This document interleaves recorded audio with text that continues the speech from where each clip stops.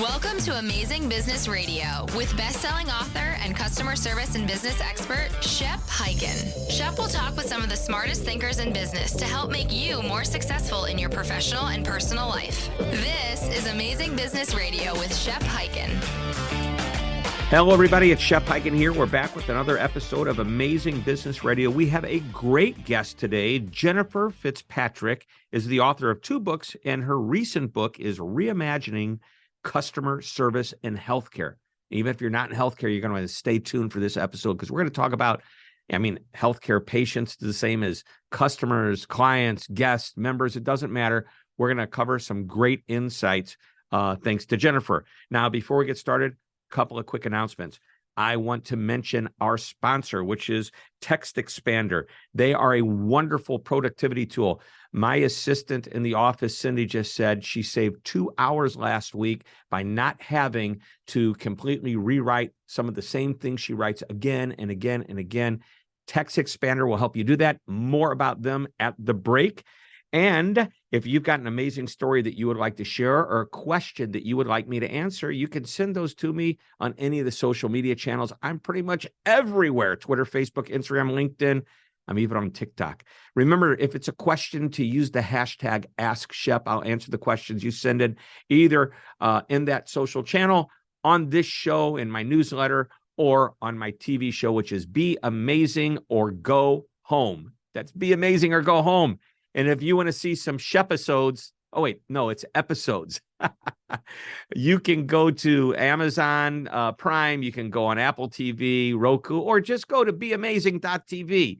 And the most recent episode is up there. We just filmed it about 2 weeks ago, and I'm excited. I know you're going to love the show. All right, it's time to jump back into this show and get into our interview with Jennifer FitzPatrick. Jennifer, welcome to the show. Thanks, Shep. Well, I'm excited that you're here because we are going to talk about healthcare. Now, not healthcare getting better, but actually creating a better experience for the patients, their families, and maybe even the internal customers, because I know a lot of healthcare organizations view doctors as actual customers because a lot of them are brought in and they have, multiple healthcare systems they're a part of.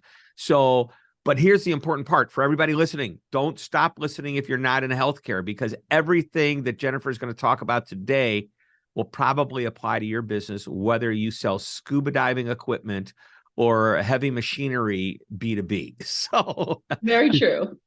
So Jennifer, let's go ahead and just, I know you've written this, you've got a new book out, yes? And it is titled Reimagining, I've been thinking Disney, Reimagining Customer Service in Healthcare.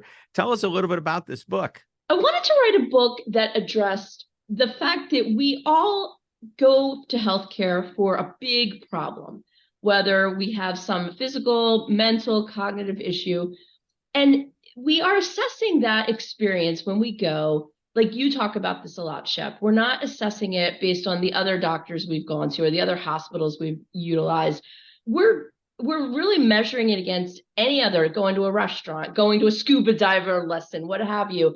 And a lot of organizations and practitioners in healthcare, mental health, are falling short. They know clinically what to do to get us better, to fix the broken bone, to get our depression incrementally better. But do they know how to treat us so we feel like a human being? So spot on. And your other point that you made, we're being compared to other businesses. My opening lines early in my speech are, we're not compared to a direct competitor. We're compared to the best service that customer, patient, guest, whatever you want to call them, has ever received from anyone. And chances are it's a retail type of business. Like, when I ask who are your favorite companies to do business with, Apple, Amazon, and I could throw an Anheuser-Busch because people love beer. I just stay with the A's. But seriously, American Express, great service. All of these different companies are who we're compared to. So whoever had a great experience, if they called the American Express, helpline, and they had this great experience because they don't treat like a customer, they treat like a member, totally different type of experience. And then we're dealing, and I'm calling a hospital and I'm going, hey, I need to ask a question. I'm put on hold. I'm transferred. I'm not getting my answer. It's frustrating. Why can't they do it as well as whoever the other company is?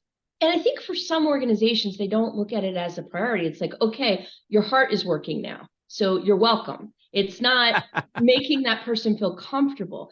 And Shep, not only is it just good service, your healthcare outcomes are actually influenced by how we feel about our provider and the way we're treated at the organization. So if you're somebody that's a healthcare organization, you're like, we're just going to worry about the clinical outcomes. That's very short-sighted, because good customer service, good patient experience, it impacts clinical outcomes. It makes your clinical outcomes better. Yeah, and I think it helps with compliance if you're supposed to do, physical therapy or take, a regime of medications because you like who you're working with. We do studies every year, and we know that 80 some odd % of customers trust whoever is their provider more if there's a great service experience. But there's one, like what they call it, the big elephant in the room or something like that. This is what I want to say. If I need to be operated on my heart, do I go to the doctor who has the nicest demeanor, or do I want the one who has no demeanor but is considered the top surgeon in the world? So it depends on you as the person. So some people, and it's actually a very small number of people, they feel like, I don't care if my doctor's nice to me. I don't care if the nurse is rude or impolite.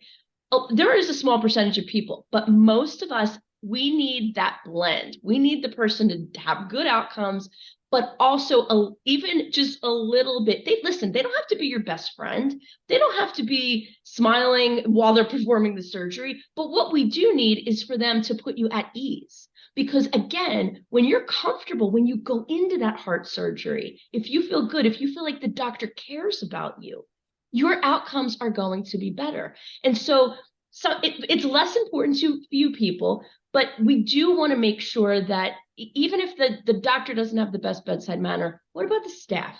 Are the staff polite? Are they reassuring you? Are they making you feel comfortable? Are they making sure you have what you need to have a comfortable experience at the hospital that day? Yeah. And are they responsive, which is really important, because I'll take somebody, if I'm in need, I'll take somebody that's responsive over somebody that's nicer to me for the moment. And as soon as I get what I need, I'm going to crave that I'm being treated with respect and dignity and the right way. Yeah, gosh, I had a vision. I don't know if you saw me smiling a moment ago when you were saying what you were saying. I worked with a medical system, a healthcare system, and they had a nursing shortage. There was just a general nursing shortage in the whole area. And so they couldn't get good nurses. And I said, but I see that people are applying, but you're turning them down even though you need them. Are you willing to, are they just not qualified? And they said, oh no, they're all very qualified, but their personality doesn't fit with our organization's promise to our patients. And we're not willing to take a risk on them. So what did that hospital do?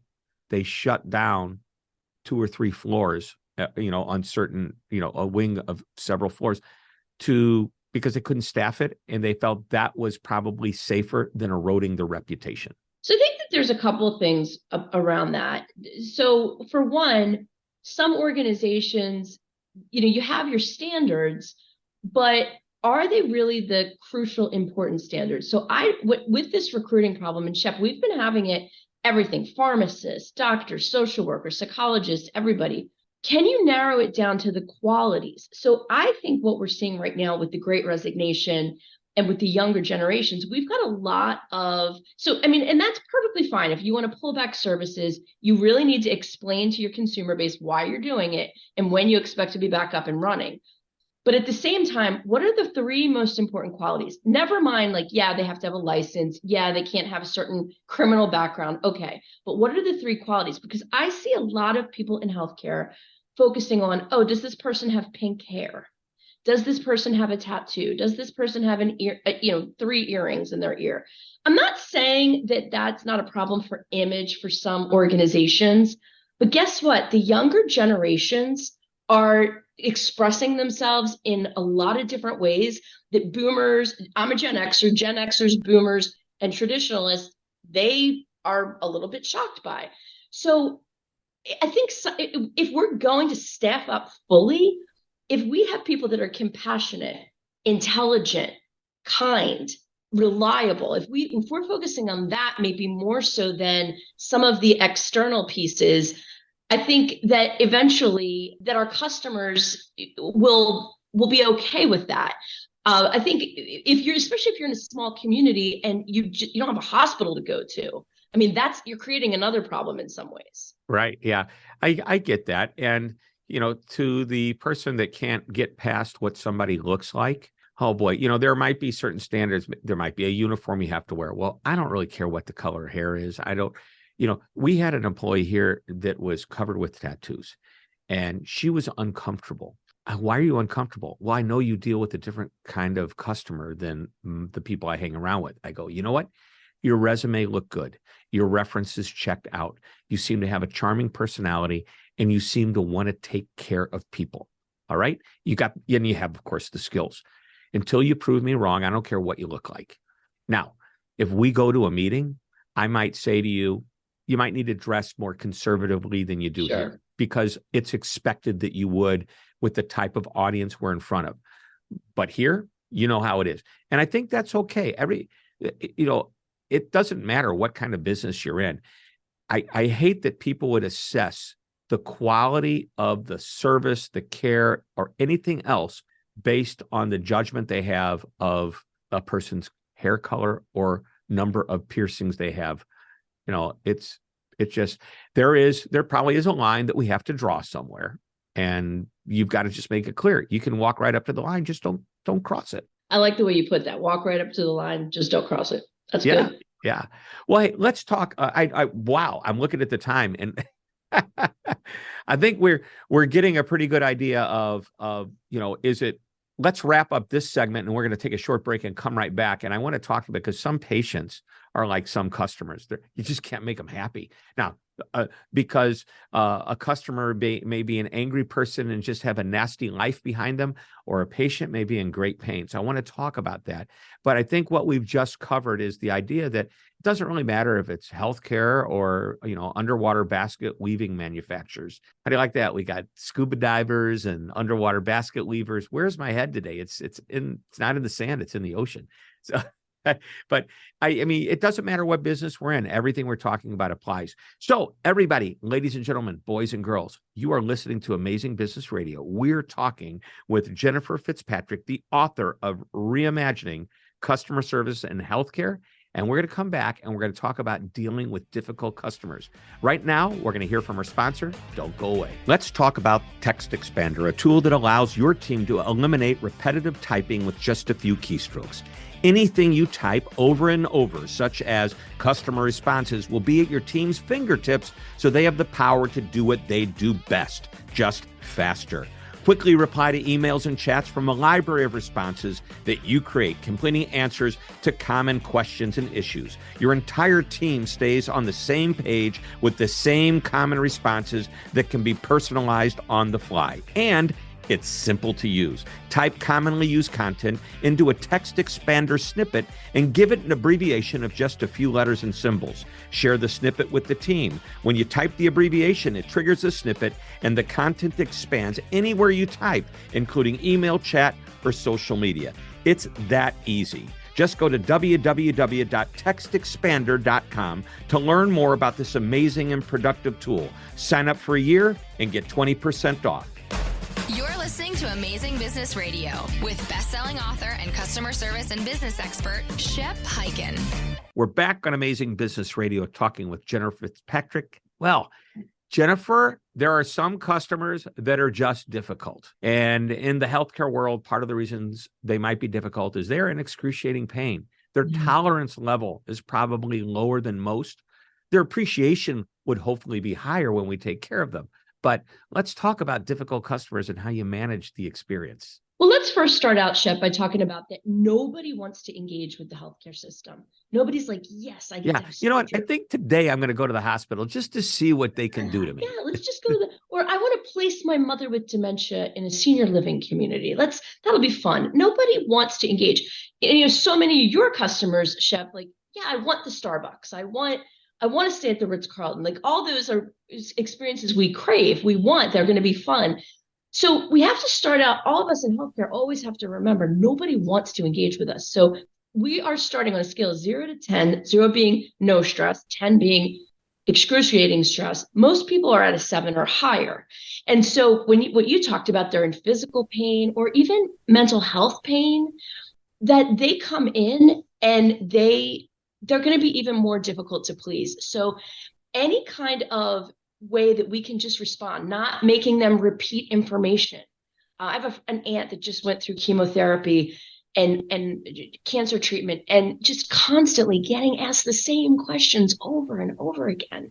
I mean, that's one thing that we could do a little bit better, that an office, like you said, like, would you prefer the perfect surgeon with no bedside manner or the average surgeon with a perfect bedside manner?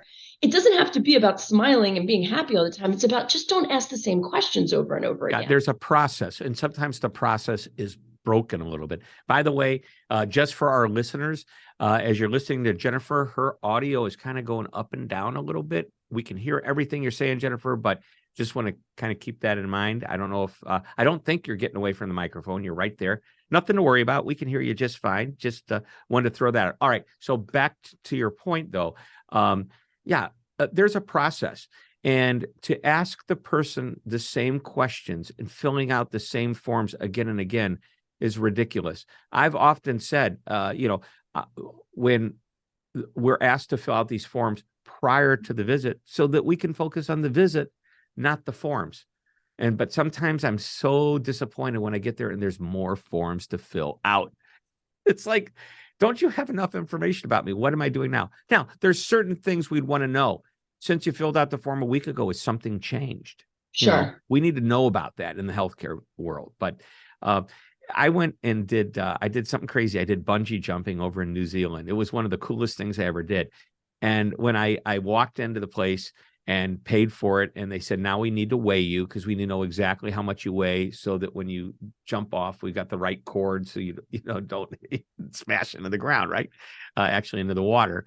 And so I weighed myself, and they wrote it on my left hand, big letters. And I got to the actual bridge where we're going to jump, and there's a little, staging area. And would you step on the scale again?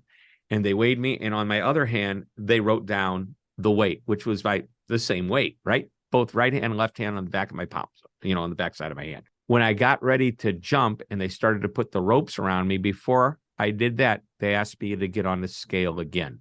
Now, I know why they were doing that. And I was happy to do a fourth and a fifth weighing if they would be interested. But if you're asking me to put my name and address on multiple pieces of paper for the same thing, there's no reason to do that. You make such a good point, because we want to be darn sure that we have enough rope for you, Shep. We don't want there to be any misconception there. But you're exactly right. So there are some things we have to clarify over and over again. Like, for example, what medications you're taking. Just want to confirm these medications. Just want to confirm nothing's changed.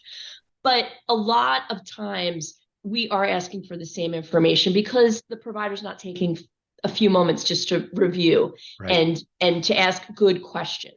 An example I talk about in the book, like when, you get a bronchitis cough every couple of years, or a pneumonia, or, if you get any kind of cough.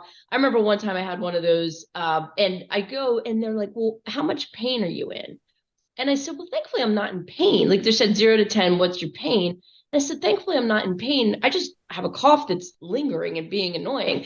To me, like, that wasn't a great question. Like, what, how long has the cough been there? That might be a little bit of a better question. So I think sometimes the providers are even just reading off of prescribed questions that maybe aren't relevant if they just took a look at that initial information that the patient provided. Yeah, and we can train people to do that. I know we haven't really talked much about that difficult customer, that patient that's in pain. So I do want to talk about training. So before we segue into training, can you give us a thought on that? Is there a way to handle somebody that's just not fun to work with? And I'm talking about when I say the customer's not being fun. And in the healthcare world, they don't want to be there. They're in pain. They're nervous. They're sick. Are they going to die? Are they going to get out? Are they going to get better? Are they ever going to walk again? I mean, there's a million questions that can be asked. And I would think that person would do everything they can to be nice to the people that are trying to take care of them. But that's not always how it plays out, is it? No, and if like you said, because they're in pain, but also there can be personality disorder traits that person has that even under the best of circumstances that they're not happy. They have borderline traits. And by the way, that's traits. Across all businesses. Absolutely. So, but so go on what you're saying, let the person know what to expect. So the more you let that person know what to expect, you're going to decrease their stress level. The more that you apologize, that's good. The provider's running a few minutes late, that's going to decrease their stress level. If you can simply acknowledge them, ask them, what do they want to be called? Is there anything else that I should know about you to try to make your experience a little bit more comfortable?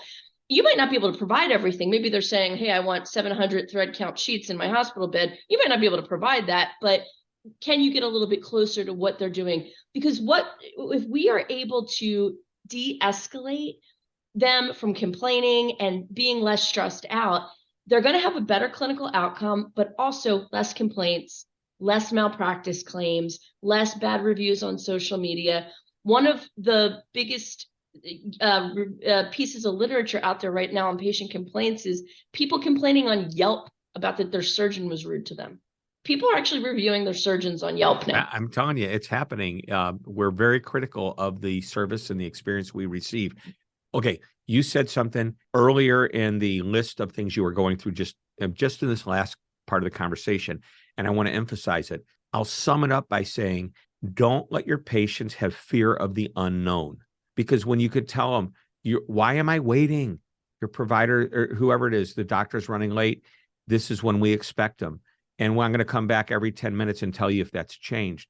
I'm going to be relieved by knowing that information. And so part of what we can do is share and be a little bit more proactive with eliminating the unknown. And that's any business. One of the reasons people love doing business with Amazon is the moment you place the order, you get an email that says your order's placed. And I guess it went through. I bought 2 concert tickets for my wife and I. And I kept saying, why haven't I gotten the email? Why haven't I gotten the email? I did it. Put my credit card in there. Guess what? We don't own the concert tickets. And the price of the concert, because of the dynamic pricing, it went up dramatically. Yeah. And my friend who is promoting the concert, he says, why did you buy your tickets? I did once. I'm not going to buy them again. Not at this price, and I love it. And I want to go, and I'm probably going to break down and buy him anyway, because he's my friend and I'm just going to do it.